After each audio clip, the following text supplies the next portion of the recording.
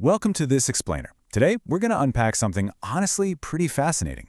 We're looking at exactly how global healthcare distributors measure, manage, and ultimately reduce the massive environmental footprint of their delivery fleets.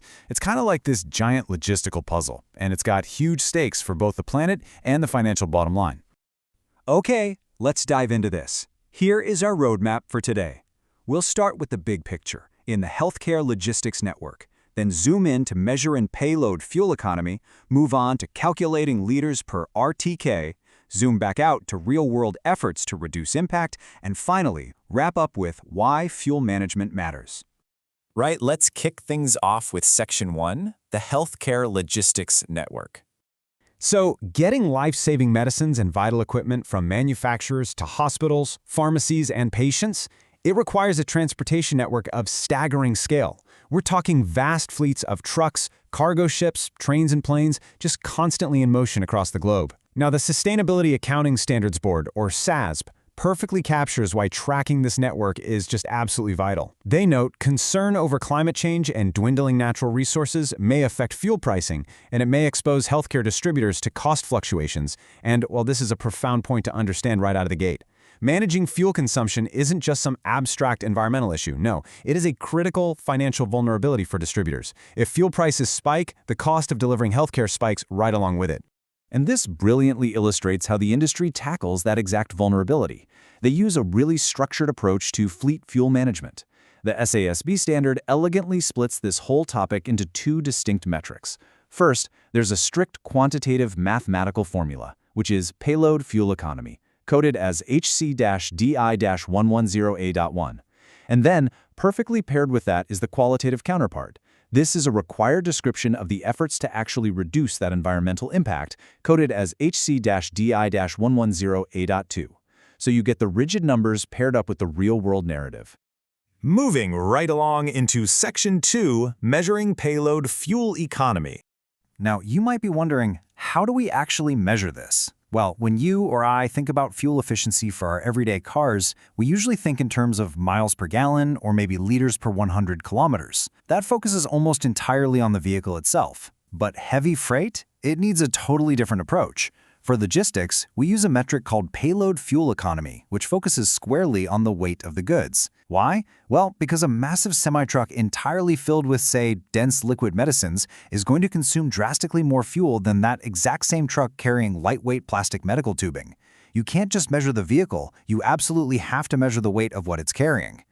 So, the crucial point here is how we define what's actually being transported. In the context of this SASB standard, payload is strictly defined as the total weight of paid tonnage transported. Notice that it explicitly excludes the weight of the vehicle itself.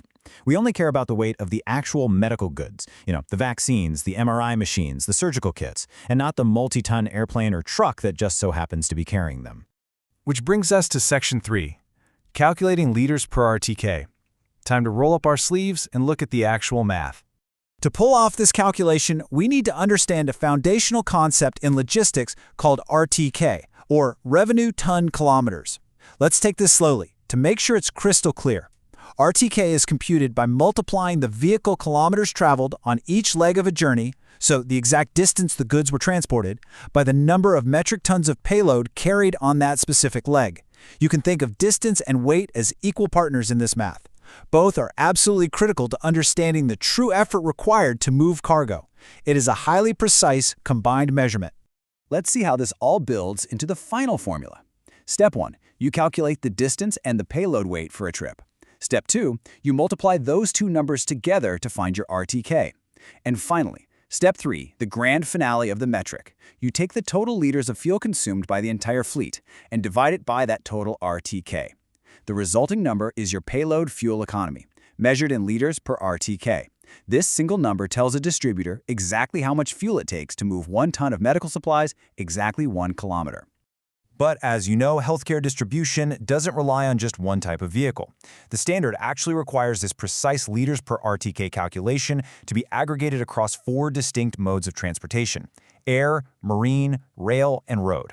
And this distinction is super vital because the fuel consumption dynamics vary wildly depending on the transit type.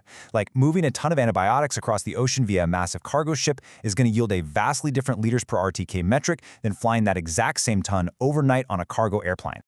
Let's shift gears now from the math to the real-world action in Section 4, efforts to reduce impact.